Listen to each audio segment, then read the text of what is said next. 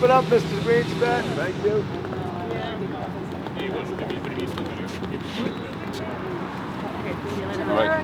Of course. You got this, honey. We're going to stand on. And the only way this country can be salvaged is by people standing against what is happening, because it is going down fast. I mean, they're not even wasting any time anymore trying to hide it. It's just obvious. And unless we have people like Chris and Tamara and like Rebel and like me and like other pastors like Pastor Arthur and others, unless we stand up, they are well on their way to ruin this country. And by God's grace, we won't let it. Robert Krajcik here in Ottawa, Ontario, reporting for Rebel News on day 12 of the Tamara Lich and Chris Barber trial. The two are being charged with crimes associated with their organizational roles with the Freedom Convoy in 2022. And today's proceedings were consumed entirely by dealings with two more witnesses from the prosecution. One, his name is Kim Ayot. He is sort of city manager responsible for emergency services, paramedics, firefighters, police services, and also bylaw officers. And secondarily, it was another man named Serge Arpin. He was the former chief of staff for our former mayor, Jim Watson, who was mayor at the time during the Freedom Convoy. For those of you out there who value and appreciate our on-the-ground reporting, please understand that we need your financial support to deliver this sort of news to you. Please go to tamaratrial.com and contribute what you can. So yesterday, the big boss man, Ezra Levant, was here relieving Lincoln, Jay, and I of our regular duties here at the trial because we had a different project to cover.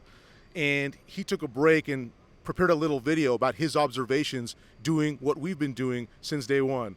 And Ezra used the term excruciating to describe his experience listening to the testimony of Kim Ayot during his day in court. And Ezra was remarking on the irrelevance of the testimony to the specific charges at hand. And what I want to share with you folks out there in the audience is that banality, that monotony, that irrelevance continued today, with the two witnesses not really able to state anything that links to the specific charges. At one point, the judge herself was emphasizing the irrelevance of the testimony being provided by one of the prosecution's witnesses. And this has been a recurring theme since day one. At one point, the prosecution was actually inviting one of its witnesses to remark on feelings that he says he felt while walking around the streets of the Freedom Convoy's demonstration presence. And the judge emphasized the irrelevance of a witness's feelings.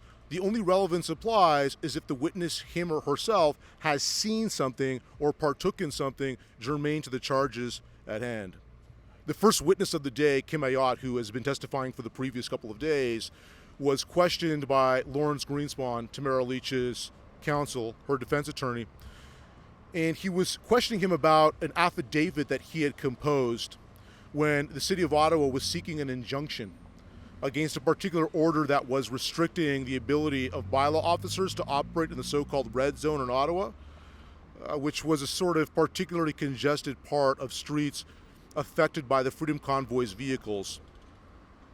And I asked Lawrence Greenspans at the end of the day what the purpose of his questioning was.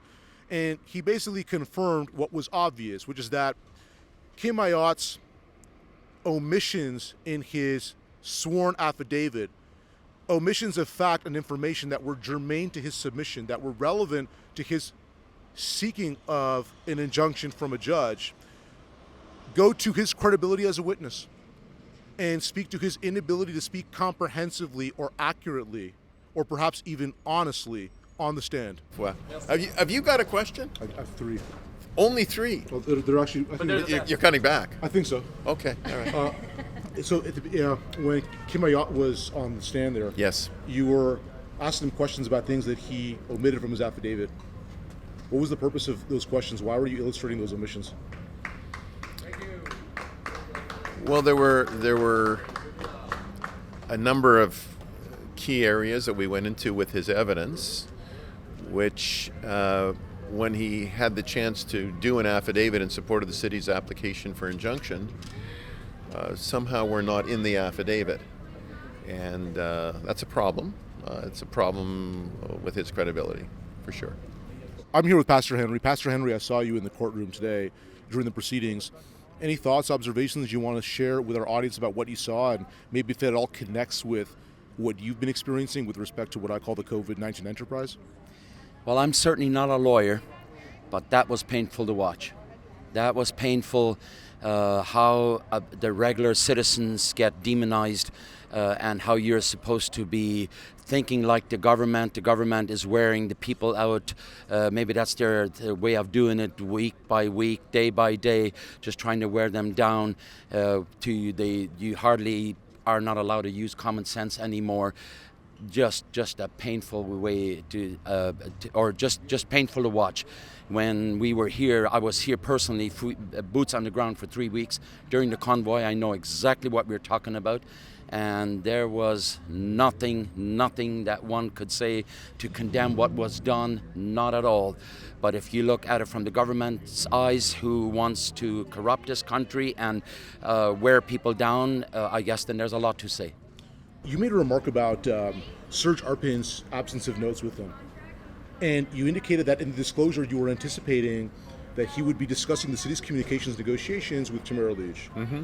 So, just for the laypersons out there, myself included, when the disclosure was submitted to you by the prosecution, is that all they intended to ask? Is that all you were advised that we're going to ask about, and not his feelings about walking around the convoy?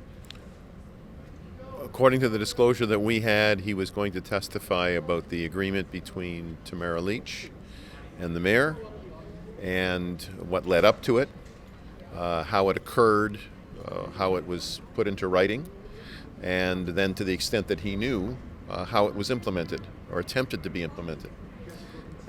There was absolutely nothing in the disclosure that dealt with these 5 or 6 walks with observations in the downtown core, and no surprise that there was nothing in the disclosure because Mr. Arpan didn't have a note about any of this. So it was like ad hoc testimony. I think it was certainly testimony that we didn't anticipate. That's not to say that it has any great weight, but it's certainly not evidence that we anticipated we'd be hearing from that witness. Thank you. The second and final witness of the day, Serge Arpin, who I said earlier was the chief of staff for former Mayor Jim Watson, who was the mayor at the time of the Freedom Convoy, said that he felt uncomfortable walking the streets of the Freedom Convoy when it was out here in Ottawa. He did not explain why he felt uncomfortable. He did not provide any details as to facts on the ground that drove that alleged discomfort. He was actually excused while the defense wanted to raise an objection, and Lawrence Greenspans basically mocked the statement of being uncomfortable as irrelevant, and the judge entirely agreed.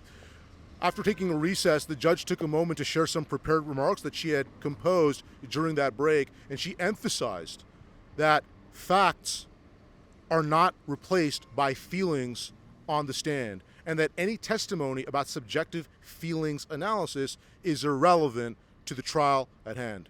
The judge said, and I quote, "Findings of fact can't be based on feelings." So as far as your purpose for being here today, you made a little joking remark earlier that, we're fellow rebels. Your purpose for being here today at the trial, is Tamara Lich part of this team of rebels as you see it? Absolutely. And the only way this country can be salvaged is by people standing against what is happening, because it is going down fast. I mean, they're not even wasting any time anymore trying to hide it. It's just obvious. And unless we have people like Chris and Tamara and like Rebel and like me and like other pastors like Pastor Arthur and others, unless we stand up, they are well on their way to ruin this country, and by God's grace we won't let it. Dear Rebel News audience, please support our work so we can continue creating this on-the-ground reporting for you. Please visit tamaratrial.com and support us.